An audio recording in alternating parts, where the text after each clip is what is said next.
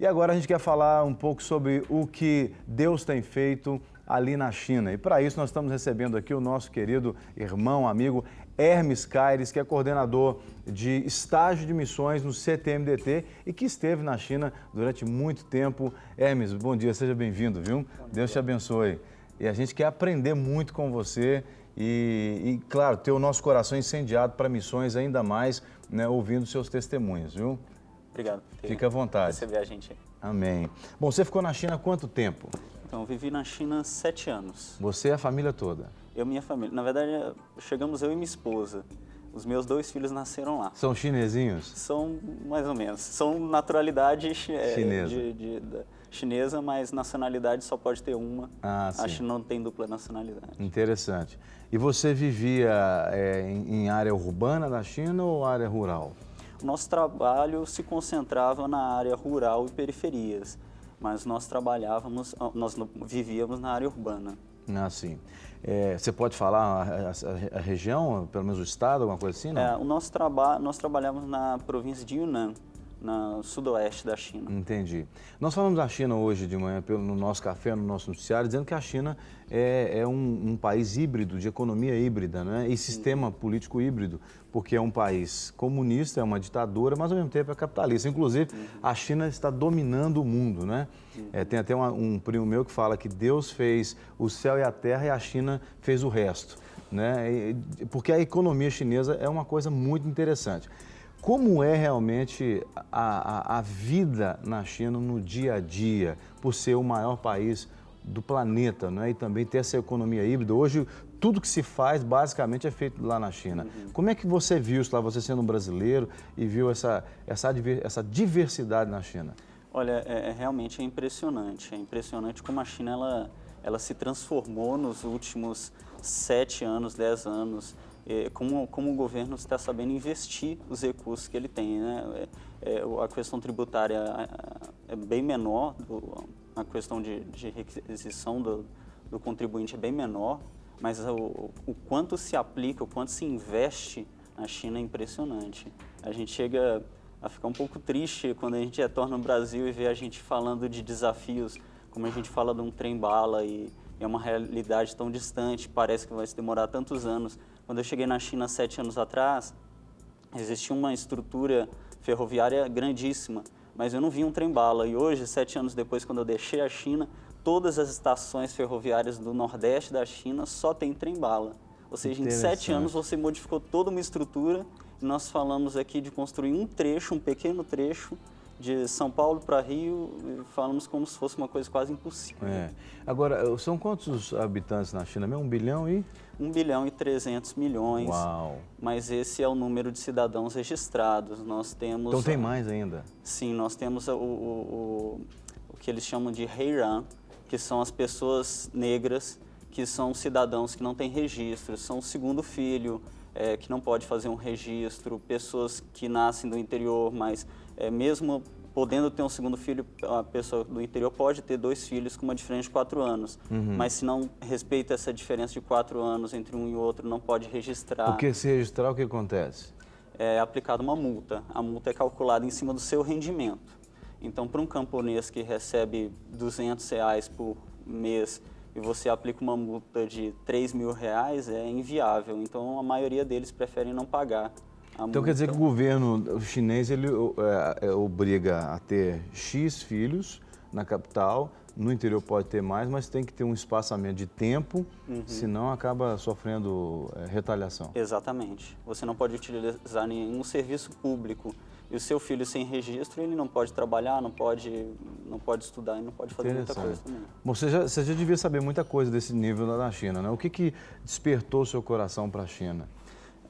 Eu fui vocacionado com 14 anos, então eu sempre fui apaixonado pelo ministério missionário. Quando eu fui fazer o CFM em 2000, nós recebemos a visita de alguns missionários da China. O CFM é o Centro de Formação Missionária, que hoje é o CTMDT, antigamente se chamava CFM, né? Então, na época, alguns missionários da China visitaram o local e eu comecei a me inteirar sobre aquela realidade. E em 2006 nós tivemos uma oportunidade de ir para a China. Eu acho que Eu vou parafrasear o pastor Márcio aqui, quando ele falava de chamado. Ele falava assim, o chamado é muito simples. É quando você não se imagina fazendo outra coisa. E da mesma forma foi o meu chamado, a minha direção para a China, que são coisas distintas. Né? O chamado não é ir ou fazer, o chamado é ser. Mas existe um momento que Deus pode te dar uma direção.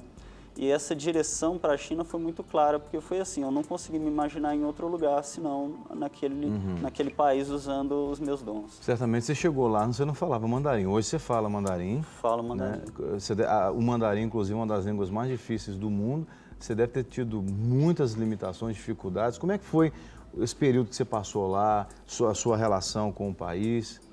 Foi um pouco complicado, porque eu também não falava inglês. Então eu tive que aprender duas línguas juntas, simultaneamente. Então, e logo depois que nós chegamos, um mês depois, a minha esposa ficou grávida do nosso primeiro filho, Gustavo. Então foi um tempo de... A princípio a gente ficou tenso pela questão do filho, porque nós também não tínhamos recursos para voltar ao Brasil e ficou muita pressão. E a gente teve o filho mesmo na China e não tinha ninguém que tinha tido essa experiência, pelo menos no meio brasileiro, que tinha tido um filho na China. Então foi um suspense grande.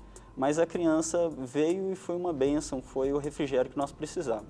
A questão da língua, o mandarim ele tem 4 tons, então é uma língua tonal, uma língua de um tronco linguístico diferente da nossa, então é um pouco complexa. Mas a gramática é mais simples, não existe conjugação verbal, é a mesma coisa de você falar assim, eu fazer, você fazer, nós fazer, isso é o mandarim. Né? Então a questão de gramática é mais simples do que a do português. Aliás, o português é uma das línguas mais complexas do mundo. Também, a gente fala porque o mandarim tem aqueles símbolos, né? Os caracteres são...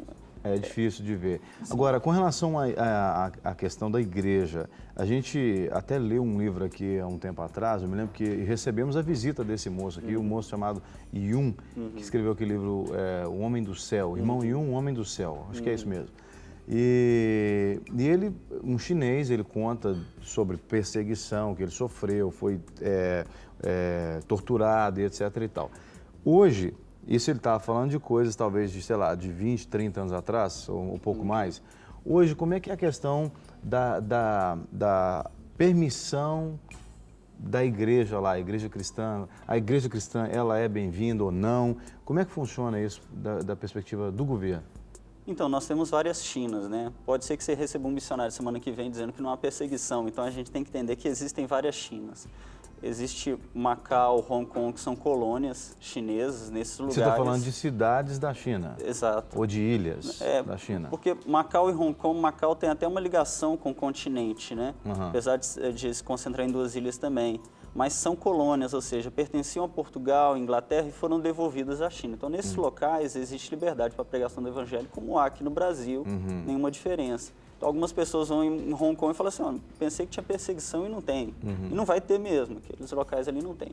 Você tem Tibete e você tem Xinjiang, que são províncias autônomas, onde é de maioria budista e muçulmana. Nesses locais acontece um fenômeno até curioso. Nesses locais a igreja é protegida pelo governo, porque a perseguição são das maiorias muçulmanas e budistas. Se o governo chinês não estivesse presente ali, a igreja provavelmente ela iria sofrer uma perseguição muito maior. Entendi.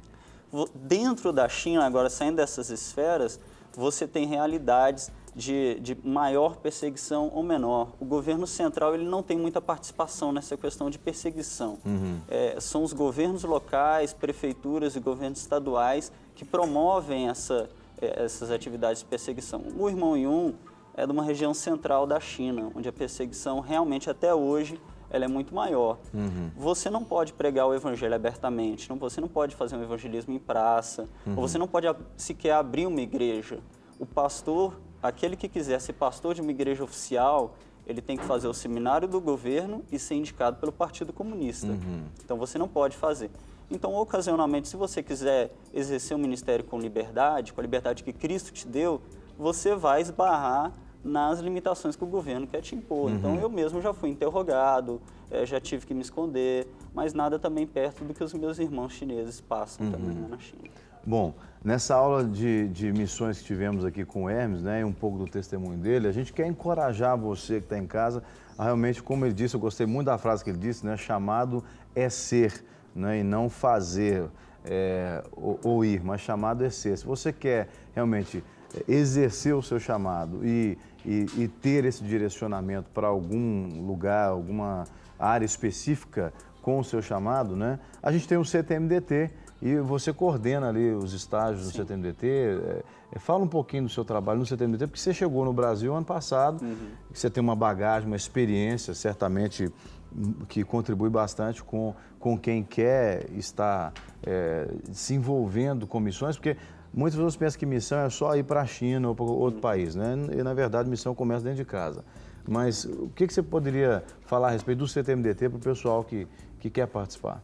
É fundamental que você que quer ir para o campo missionário, você receba um treinamento, que você consiga compreender melhor o seu chamado, a direção de Deus para você. No CTMDT nós temos uma estrutura muito boa para isso. Eu coordeno a área de estágios, ou seja, o aluno durante o curso, ele também tem que estar atuante em igrejas, instituições sociais, ele tem que cumprir uma carga de horas em estágios conosco. Isso durante o tempo teórico. Depois, terminado esse tempo, esse primeiro tempo de 2 anos, que é o diploma 2 do CTMDT, nós ainda temos um terceiro nível, que é o aluno que ele quer ir para um tempo prático de 10 meses. Então, hoje nós temos equipes, nós temos campos em Guiné-Bissau, Bolívia, temos equipes em Portugal, temos equipes no Nepal, temos equipes nos ribeirinhos, no sertão, Uruguai, Argentina, todas essas equipes estão lá agora atuando. Então, é um tempo prático, onde ele vai poder praticar, exercer todo aquele conhecimento que ele adquiriu nesses 2 anos. Então, o pessoal que quer saber um pouco mais, né, você pode ter os contatos aqui na tela, é só você entrar em contato com o CTMDT, você pode ir lá, ouvir um pouco mais, tem coisas que, é claro, não dá para a gente colocar aqui na TV, porque é muita experiência, é muita informação, né, e tem coisas que, para preservar os missionários, a gente tem que realmente guardar, porque, publicamente falando, a gente pode gerar alguma situação de retaliação para os missionários. Mas a gente quer agradecer sua participação aqui. Foi muito bom ouvir o que Deus fez ali, tem feito, né? E saber que na China, assim como em outros lugares, mas sobretudo nesse país que tem uma ditadura muito forte, a gente tem pessoas ali que durante esse período que você teve ali, você pôde compartilhar suas experiências com ela, falar do amor de Deus. Tenho certeza que você deve ter visto muitas conversões ali, né? E muitas famílias sendo restauradas. Então, obrigado por compartilhar com a gente, viu? Deus te abençoe lá. E, entre em contato com o CTMDT também, viu?